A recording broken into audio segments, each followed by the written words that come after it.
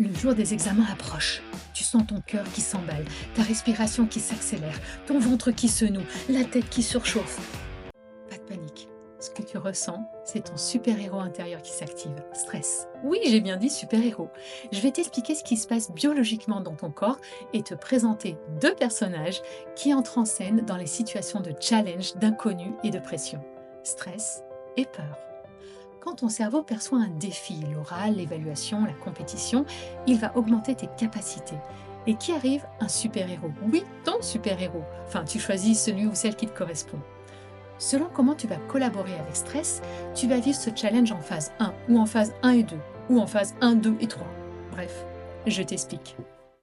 Phase 1, activation du super-héros. Voici ce qui se passe dans ton corps quand stress, ton super-héros s'active. Ton cœur bat plus vite pour envoyer plus d'oxygène dans tout le corps. Tes pupilles se dilatent pour mieux voir. Ton foie libère du glucose pour plus d'énergie. Ta concentration s'aiguise comme un laser et ton cerveau sécrète de l'adrénaline pour l'action et de la noradrénaline pour la vigilance. Ton corps est prêt à répondre. Tu es boosté pour donner le meilleur de toi. Mais voilà que surgit un autre personnage, peur. Elle s'immisce dans ta tête et te souffle. Et si tu rates? Dans tous les cas, oh non, je suis trop nulle. Tu ne peux pas y arriver. La honte si tu loupes. Oh, t'es pas à la hauteur. T'aurais dû. Il faut que tes parents soient fiers. T'as pas le choix. J'ai peur. Ces pensées parasitent ta belle alliance avec stress. La pression augmente et là, tout se complique. Tu rentres en phase 2. Phase 2. Déréglage de l'attention. Ton attention se focalise sur peur. Tu es tendu, agacé ou à fleur de peau. Ton corps libère du cortisol, l'hormone du stress prolongé. Stress essaye de te dire de revenir focus sur lui. Le corps va l'aider en activant de la dopamine pour rester motivé, de la sérotonine pour apaiser peur, de l'ocytocine pour rester connecté si tu te sens rassuré. Mais si peur arrive à prendre le premier plan, tu rentres alors en phase 3. Phase 3, saturation et page blanche. Tu trembles, tu transpires, ton ventre te fait mal, tu peux avoir la nausée, perdre l'appétit ou compenser en mangeant, ton corps est en mode survie.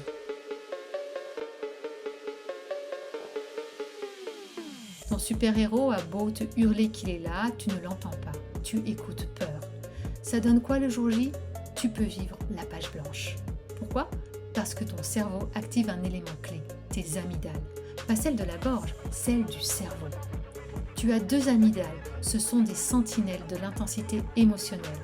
Elles vérifient en permanence si ce que tu vis est trop.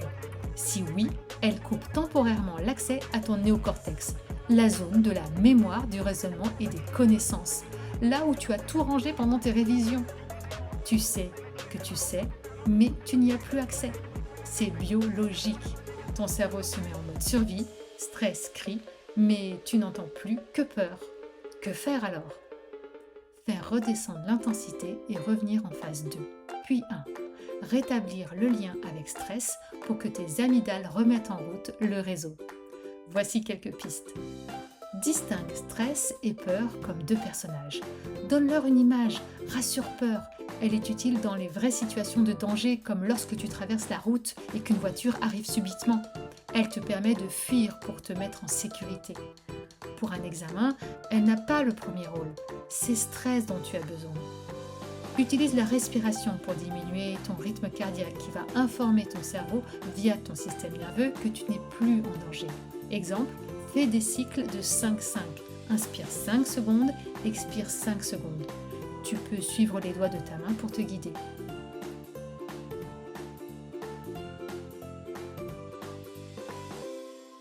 Bouge, étire-toi, marche, secoue tes bras. Exprime à l'oral ou à l'écrit ce que tu ressens avec tes mots sans te juger. Parle-toi, mon corps vit un défi, je ressens du stress et de la peur, c'est ok. Je suis en sécurité, je fais de mon mieux. Tu peux tatouer invisiblement par la pensée ou la puissance de l'imaginaire un souvenir de réussite que tu ressens très fort dans ton corps et que tu imprimes sur l'un de tes doigts. À chaque fois que tu retoucheras cette partie de ton corps, elle te fera revivre la sensation pour t'encourager. Je te partage aussi une astuce spéciale écrit, créée par Éric Gaspard, professeur de mathématiques et créateur du programme de neuroéducation NeuroSup. Lis le sujet 4 fois. Une première fois, fais une lecture sans réfléchir. Une deuxième fois, fais une lecture et coche les questions dont tu sais répondre avec un OK sur la marge et celles dont tu ne connais pas avec un point d'interrogation. Une troisième lecture, réponds d'abord aux questions que tu as annotées d'un OK. Comme ça, tu lances une dynamique positive à ton cerveau qui continue à se connecter à tes données. Et une quatrième fois, reviens aux questions annotées d'un point d'interrogation avec plus de sérénité. Certaines se débloqueront. Tu as les musiques qui te permettent de t'apaiser, mais aussi les odeurs. Tu peux rechercher l'odeur qui te permet d'activer le stress en mode super-héros. En conclusion, le stress est ton allié. Il te déploie des super pouvoirs de concentration, d'énergie et de vision. Il t'aide à te surpasser. C'est la peur qui brouille le message. En apprenant à les distinguer, tu choisis qui est à la barre de ton navire. Et souviens-toi, ton cerveau n'a rien oublié, il attend juste que tu rétablisses la connexion en diminuant l'intensité de ton état émotionnel.